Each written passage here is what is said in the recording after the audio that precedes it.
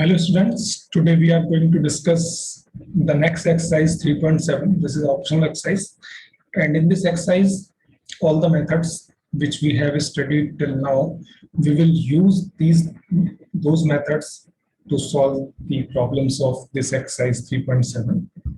Question number 1 is the ages of two friends Annie and Bizu differ by 3 years. Annie's father Dham is twice as old as Annie, and Bizu is twice as old as his sister Kathy. The ages of Kathy and Dham differ by 30 years. Find the ages of Annie and Bizu. So हमारे दो friends हैं any and Biju जिनकी as 3 years differ करती है. ऐसा हो सकता है कि अनी बिजू से 3 इयर्स बड़ा हो, ऐसा भी हो सकता है कि बिजू जो है वो एनी से 3 इयर्स बड़ा हो. सो दोनों पॉसिबिलिटीज यहाँ पर बन सकती हैं. सो इक्वेशन तो यहाँ से बनाएंगे. देन आफ्टर दैट बोलेगा कि एनीज फादर धर्म is twice as old as Annie. तो एनी के जो फादर है धर्म वो एनी की एज के क्या है ट्वाइस ओल्ड है, और जो बीजू है Biju is twice old as a sister Kathy, और जो बीजू की एज है वो उसकी सिस्टर कैथी की एज से twice. And another condition is given that the ages of Kathy and Dharm differ by 30 years. Kathy and Dharm की जो एज है उसमें डिफरेंस कितने का 30 years का. So मान लेते हैं let us choose that कि let x year be the age of Annie and y year be the age of Bizu. So मान ले कि Annie की जो एज है वो y year है and जो Bizu की एज है वो x year जो एज है वो Annie की है and y year be the age of Bizu. So condition यहाँ पर दे रखी थी कि दोनों की जो एज है वो डिफर करती है 3 इयर्स से. So condition is x minus y is equal to 3 भी हो सकता है और y minus x is equal to 3. So suppose x minus y is equal to this is equation number 1 and y minus x is equal to 3 this is equation number 2. It is given that the age of Dharma is equal to 2 times the age of Annie. So the age of Annie is x, so the age of Dharma will becomes this is 2x. And the age of Biju is equal to condition given this is 2 times of age of Kathy. So we can say that the age of Kathy is equal to half of age of Biju and age of Biju is y. So the age of Kathy is equal to y upon 2. Now, so it is also given that कि जो धर्म है और जो कैथी है इन दोनों की as का जो डिफरेंस है वो 30 इयर्स दे रखा है. So we can say that this is 2x minus y upon 2 is equal to 30. So 2x minus y upon 2 is equal to 30. Now we can take 2 as LCM. So when we take out 2 as LCM, this value becomes 4x and minus y is equal to 30. And when we cross multiply this, so this will becomes 4x minus y is equal to 60. This is equation number 3. अब हम equation number 3 को equation number 1 को solve करते हैं. सो subtract कर रहे हैं equation number 1 को फ्रॉम इक्वेशन नंबर 3 से. इक्वेशन नंबर 1 को सब्ट्रैक्ट करेंगे from equation number 3. So what we will get, equation number 1 is x minus y is equal to 3 and equation number 3 is 4x minus y is equal to 60. So when we subtract equation number 1 from equation number 3, we will get this is 4x minus y is equal to 60 and this is x minus y is equal to 3. So 4x minus y minus x minus y is equal to 60 minus 3. Now जब bracket यहाँ से open करेंगे so this value becomes 4x minus y minus x plus y is equal to 60 minus 3 is 57. Now y से y cancel out हो जाएगा. This is 4x minus x, this is equal to 3x is equal to 57 and the value of x is equal to 57 upon 3. So the value of x is equal to 19. So x की value आ गई हमारे पास 19. अभी x की value equation number 1 में put कर देंगे. So equation number जो 1 में पुट करेंगे value, so what we will get 19 minus y is equal to 3. सो जब 3 को लेफ्ट हैंड साइड लेके आएंगे so this become minus, so 19 minus 3 is equal to y and the value of y is equal to 16. So y की value होगी 60. So we can say that thus the age of Annie is 19 years and the age of Bizu is 16 years. ये हमने जो first condition use की थी वहां से निकाला. अब हम सेकंड इक्वेशन को और थर्ड इक्वेशन को यूज करेंगे. सो हमारे पास सेकंड इक्वेशन है this is y minus x is equal to 3 and जो इक्वेशन नंबर 3 है this is 4x minus y is equal to 60. सो हम यहाँ पर एडिशन करेंगे क्यों y का कोएफिशिएंट क्या +1 और यहाँ पर y का कोएफिशिएंट क्या -1. So when we add these two equations, equation number 2 and 3, what we will get y minus x is y minus x plus 4x minus y is equal to 3 plus 60. Now यहाँ minus y है, ये plus y है, so cancel out. This 4x minus x is equal to this is 3x and 60 plus 3 is equal to 63. So the value of x is equal to 63 upon 3 and the value of x is equal to 21. Now We will put this value of x in equation number 2, and equation number 2 is y minus x is equal to 3. So this becomes y minus x का value क्या है 21. So this is y minus 21 is equal to 3, and the value of y is equal to 21 plus 3. So the resultant value is y is equal to 24. So if the age of n is 21 years, then the age of Visu is equal to 24 years. So हमारे पास दो तरह का solution मिल जाएगा. Now see the question number 2. Question number 2. One says, give me a hut friend. I shall then become twice as rich as you.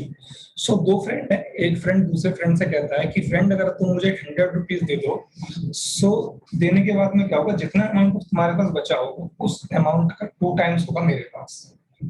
The other replies. So दूसरा reply करता है, if you give me 10, I shall be 6 times as rich as you. अगर तुम मुझे 10 rupees दे दो तो मेरे पास जो मनी होगी वो तुम्हारे पास बची हुई मनी की क्या होगी 6 times. So tell me what is the amount of their respective capital. So उनका रेस्पेक्टिव कैपिटल बताना है. So now suppose we choose कि एक पर्सन हमारे पास ए है जिसके पास x रुपीस है, और एक पर्सन हमारे पास बी है जिसके पास y रुपीस है.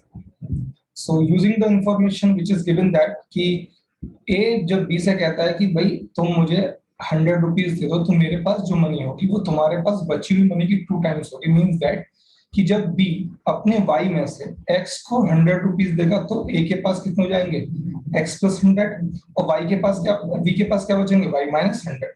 ये कहता है कि जो अब a के पास जो मनी हो गई 100 देने के बाद b के, so this money is 2 times of b which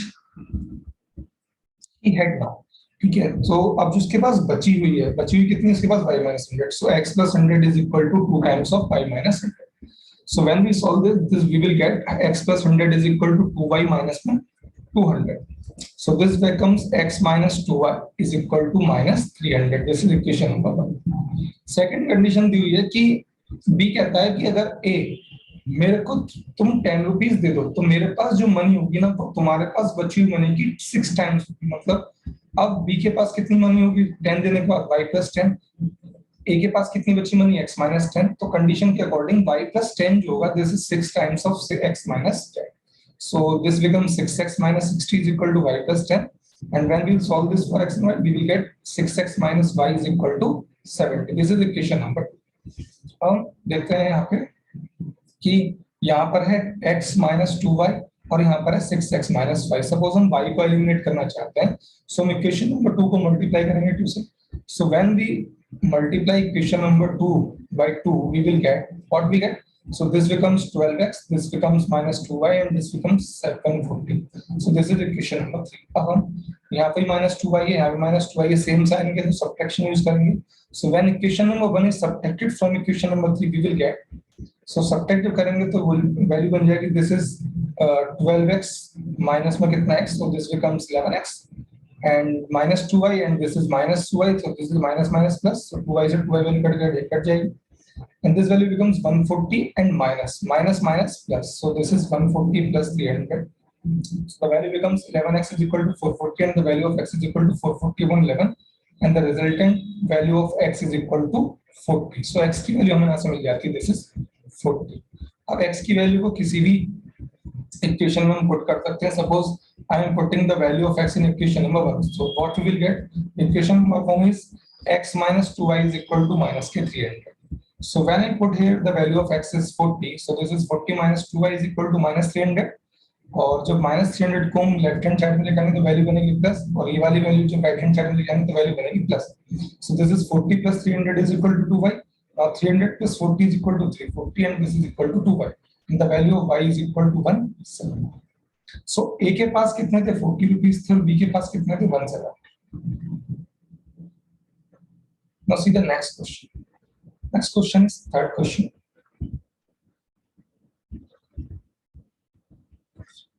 Question is, the train covered a certain distance at a uniform speed. If the train would have been 10 km per hour faster, it would have taken 2 hours less than the scheduled time. And if the train was slower by 10 km per hour, it would have taken 3 hours more than the scheduled time. Find the distance covered by the train. So question बोला गया है कि कोई train है वो किसी certain distance को एक यूनिफॉर्म स्पीड से कवर अप करती है। अगर उस ट्रेन की स्पीड को 10 किलोमीटर पर आवर बढ़ा दी जाए तब उसको अपने शेड्यूल टाइम से 2 घंटे कम लगते हैं उस डिस्टेंस को कवर करने में। और अगर ट्रेन की स्पीड को 10 किलोमीटर पर आवर स्लो कर दी जाए तब उसको अपने शेड्यूल टाइम से 3 घंटे ज्यादा लगते हैं उस डिस्टेंस को कवर करने में। So find the distance covered by the train. So distance के द्वारा तय की गई दूरी हम यहाँ पर find. So for this, so suppose that let the speed of the train be x kilometer per hour। suppose जो ट्रेन की स्पीड है वो x किलोमीटर पर आवर है and the schedule time is y hours, और उसका जो schedule time है उस जर्नी को करने का this is y hours। so we can find the distance of the journey by the formula distance is equal to speed into time। so the distance of journey is equal to speed of the train is x kilometer per hour and the time is y, so the distance is xy kilometer। अब condition is कि when the speed of train would 10 kilometer per hour more, जब train की speed 10 kilometre per hour बढ़ाई जाती है, so the speed of train is equal to बन जाएगी x plus 10 kilometre per hour and time। तो जब 10 किलोमीटर पर आवर बढ़ाएगी तो शेड्यूल टाइम कितना लगता है, कम लगता है, मतलब टाइम क्या हो जाएगा y minus 2। लेकिन डिस्टेंस तो अब भी इतनी ही रहेगी। सो डिस्टेंस के लिए formula speed into time. So distance of journey is equal to x plus 10 is into y minus कितना 2।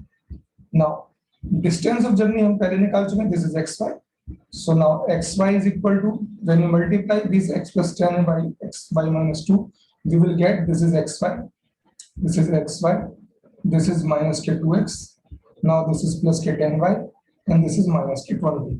So we will get xy is equal to xy minus 2x minus 10y minus 20। xy से xy value cut जाएगी, so this becomes 0 is equal to minus 2x plus 10y minus 20। Now, so this becomes, जब हम 2x को left hand side लाएंगे तो this becomes plus and जब 10y को लाएंगे लेफ्ट हैंड साइड तो this becomes minus। so 2x minus 10y is equal to minus 20।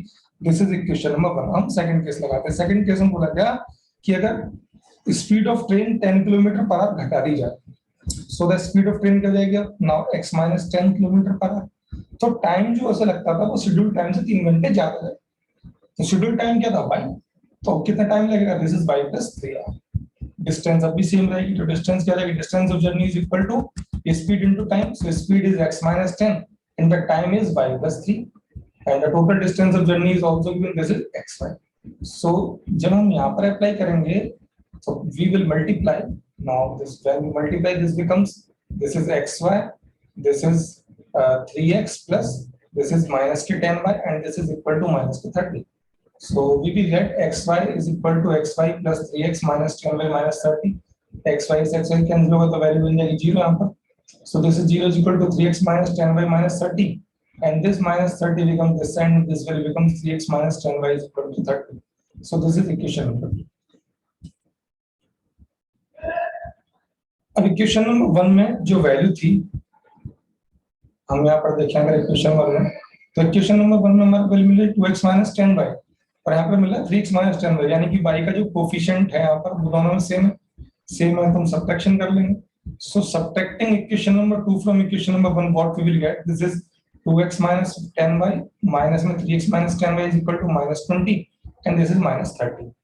so bracket यहाँ पर ओपन करेंगे, so this becomes minus 3x and this is minus minus plus, so this is plus 10y। अब plus 10y से minus 10y cancel out, this is 2x minus 3x, this is equal to minus x and this is equal to minus 50। so the value of x is equal to 50 km per hour।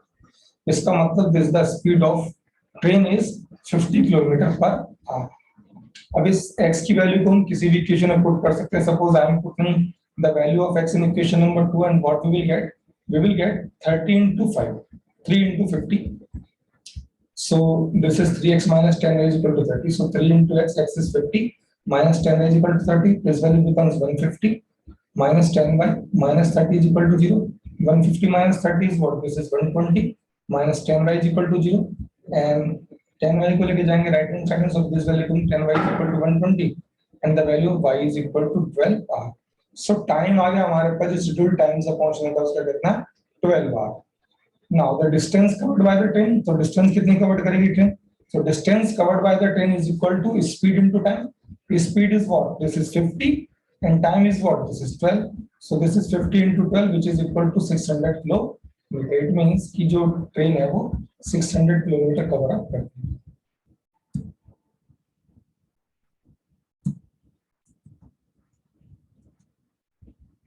Now next question. Question number 4. The student of a class are made to stand in rows. एक class के students को रो में लगने के लिए बोला गया. If 3 students are extra in a row, अगर किसी रो में 3 स्टूडेंट एक्स्ट्रा हैं, there would be 1 row less. तो जो रो होंगी वो क्या होंगी? कम होगी. If 3 students are less in a row, अगर किसी रो में 3 स्टूडेंट कम है तो रो ऑब्वियसली क्या बनेगी? ज्यादा बनेगी. So there would be 2 rows more. Find the number of students in the class. So now हम मान लेते हैं सपोज कि late x be the number of rows and y be the number of students in the row. तो जो number of रोज हैं वो x हैं और किसी एक रो के अंदर जो स्टूडेंट है वो कितने y. So then the total number of students कितना होगा? Then the total number of students is equal to x into y. So total number of students रहेंगे हमारे पास xy. अब फर्स्ट केस दे रखा है जब 3 स्टूडेंट किसी रो में पढ़ाए जाते हैं. So जब 3 स्टूडेंट किसी रो में पढ़ाए जाएंगे तो उससे जो रो है वो एक कम हो जाती है, यानी कि नंबर जो है रो का वो 1 लेस हो जाता है. So when 3 students are more in a row, so then the number of students in each row is equal to कितना हो जाएगा? y plus 3. So in that row, so in a row, so this is y plus 3 and the number of rows क्या हो गया? वो 1 less हो जाते हैं. तो मतलब अगर नंबर ऑफ रोज पहले x कितना है? x minus 1. So then the total number of students कितना जाएंगे? This is x minus 1 into में कितना? y plus. So this is x minus 1 into में कितना? y plus. Total number of students के पहले कितना था? This is x5. This is x minus 1 into y plus 3. दोनों को सॉल्व करेंगे. This value is x5 plus this value is 3x. This value is minus 5 and this is minus 1 into 3. This is minus 3. So this value becomes xy is equal to x5 plus 3x minus y minus 3. xy से xy cancel कर देंगे तो value है 0. Now, so this minus 5 और minus 3 इनको ले जाएंगे left hand side. तो value become 3x is equal to y plus 3. This is equation number 1. So first case से हमने एक इक्वेशन बना दी. अब सेकंड केस को कंसीडर करते हैं. सेकंड केस में बोला गया कि अगर स्टूडेंट्स को किसी रो में से हटा दिया जाए, मतलब किसी रो में से अगर 3 स्टूडेंट कम कर दिया जाए तब नंबर ऑफ रोज जो है वो 2 बढ़ जाती है. इसका मतलब so cases when 3 students are less in a row, so then the number of students in a row कितने जाएंगे? This is y minus 3 and the number of rows कितने जाएंगे? 2 बढ़ जाएंगे, मतलब x plus 2. So the total number of students कितने होंगे? x plus 2 into y minus 3. So number of students कितना दे रखा है? xy. This is equal to multiply करेंगे, so this value becomes xy. This is minus के 3x. This is plus के 2y and this is minus के 6. So value becomes xy is equal to xy minus 3x plus 2y minus 6. xy से xy cancel out हो जाएगा. minus 3x को ले आएंगे left hand side में तो वैल्यू बन जाएगी plus 3x और 2y को लेकर आएंगे लेफ्ट हैंड साइड में तो वैल्यू बन जाएगी minus की 2y. So equation becomes 3x minus 2y is equal to minus की 6. This is the equation number second. Equation number first equation number 2 को सॉल्व कर लेंगे. सॉल्व करने के लिए हम क्या करते हैं? सब्स्टिट्यूट कर रहे हैं वैल्यू किसकी? 3x from equation number 1. Equation number 1 क्या है? Equation 1 is 3x is equal to y plus 3. तो 3x की वैल्यू को y plus 3 रखा जा सकता है. So from equation 1 we are substituting the value of 3x in equation number 2. So यहाँ पर 3x ये क्या जाएगा? This is y plus 3 minus में 2y is equal to minus 6. Open करेंगे तो y minus 2y is minus 5. यहाँ पर प्लस 3 है तो राइट हैंड टर्न जाएगा तो माइनस जाएगा. This is minus 5 is equal to minus 6 minus 3 which becomes minus 9. Minus minus cancel out. The value of y is equal to 9. So value आ गई y की कितनी 9. अब इस y की वैल्यू को रख लेंगे इक्वेशन नंबर 1 में. So this is 3x is equal to कितना? 9 plus 3 which becomes 12 and the value of x is equal to 12 upon 3 and the value of x is equal to 4. So the total number of students in a class is equal to कितने जाएंगे? xy and the value of x is equal to 4 and the value of y is equal to कितना? 9. So यहाँ से value हमारे पास बन जाएगा. This is 4 into 9 and which becomes 36.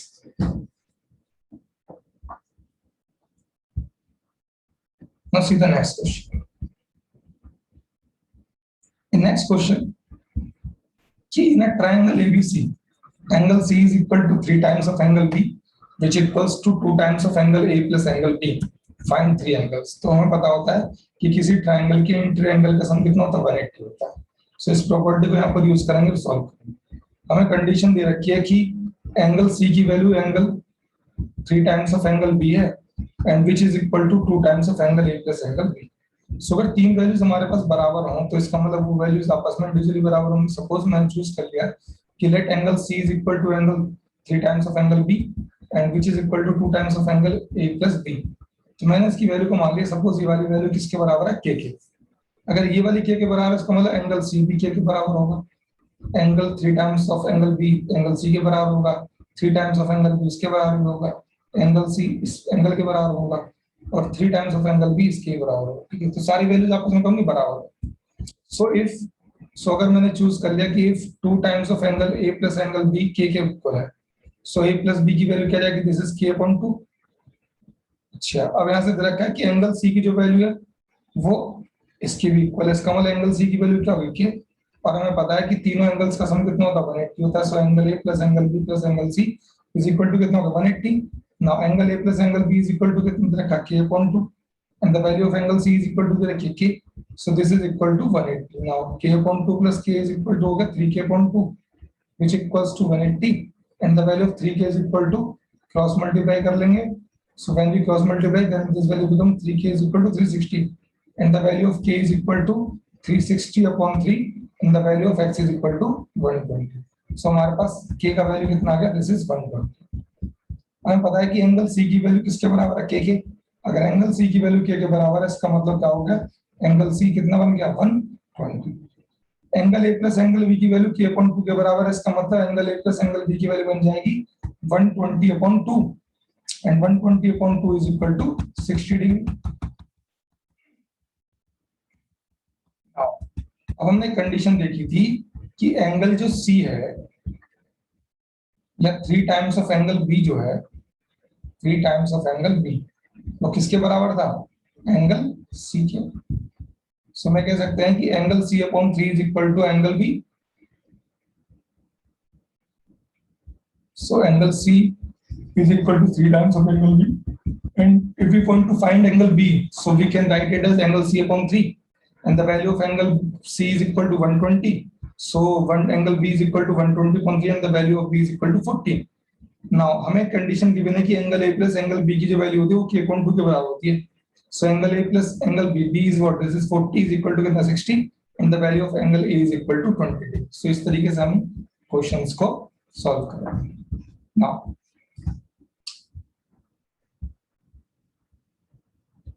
question number 6, 5x minus 5 minus 5 is equal to 5 and 3x minus y is equal to 3। सबसे पहले तो इन equations का ग्राफ बनाना है, ग्राफिकल मेथड यूज करेंगे, ग्राफ बन जाएगा।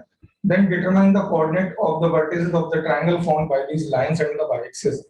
तो हमें उस ट्रायंगल के वर्टिस के कोऑर्डिनेट बताने हैं जो इन दोनों लाइनों से मिलकर बना है और साथ में y-axis को कट करता, मतलब by axis.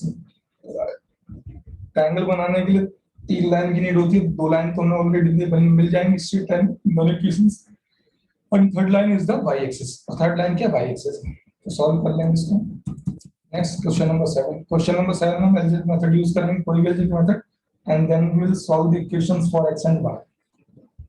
Now see question number 8। ABCD is a cyclic quadrilateral. So एक साइक्लिक क्वाड्रिलेटरल रखा है और बोला गया कि find the angles of the cyclic quadrilateral. So हमें प्रॉपर्टी पता होती है कि साइक्लिक क्वाड्रिलेटरल के जो अपोजिट एंगल होते हैं उनका सम 180 होता है।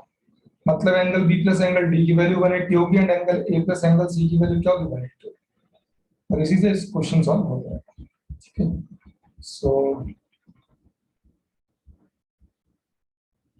so it is known that the sum of opposite angles of a cyclic quadrilateral is 180। 180 होता है, इसका मतलब एंगल सी एंगल ए की जो वैल्यू होगी 180 के बराबर होगी। So angle is C is what? Angle C is 4y plus 20 and angle A is minus k 4x. So 4y plus 20 minus 4x is equal to 180 and the value of minus 4x plus 4y is equal to 160। यहाँ से 4 common ले लेंगे, जब 4 common लेंगे तो 160 को divide करेंगे। So the value becomes x minus y is equal to minus k 40। Now अब हम B और D को ले सकते हैं, तो B और D का भी सम कितना होगा 180 होगा। So B की वैल्यू क्या है 3y minus 5, D की वैल्यू क्या है, this is minus 7x plus 5 which is equal to 180 and the value of minus 7x plus 3y is equal to 180। अब यहाँ पर देखिए, यहाँ पर क्या वेरिएबल खाली y है, यहाँ पर वेरिएबल क्या है, this is 3y। So coefficient जब इक्वेट कराएंगे तो हम 3 से मल्टीप्लाई करेंगे,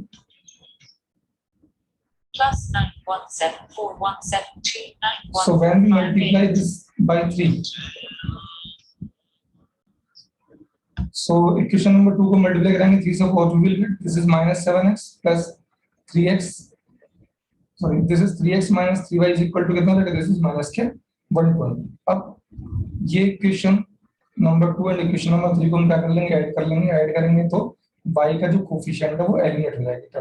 सो this is -7x plus 3x is equal to कितना, 180 माइनस में कितना 120, and this value becomes -7x plus 3x, this is equal to -4x, and this is 180 minus 120 is equal to 60। so the value of x is equal to कितना है, -50। अब x की value को किसी भी इक्वेशन में पुट कर लेंगे, then we will find the value of y।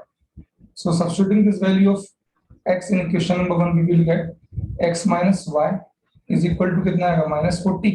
so minus y and x की वैल्यू क्या है, minus में 15, so this is minus y minus 15 is equal to -40, and the value of y is equal to 40 minus में कितना 15, so the value of y is equal to 25। so x का value आएगा -15 and the value of y is equal to 25। now angle a की जो value थी हमारे पास, angle a क्या था, angle a is 4y plus 20, so angle A is equal to 4y plus 20, when you will put the value of y here, you will get the value of A, so angle A is equal to 20। angle B is 3y minus 5, when you will put the value of y, you will get, this value becomes 70। angle C is -4x, so when you put the value of x here, so this becomes 60 degree, and the value of D is equal to -5 minus 7x, so when you put the value of x here, so you will get, this is 5 plus में कितना, this is 105, so value becomes 110। so these all the angles। so like this we will complete this exercise 3.7। so thank you all।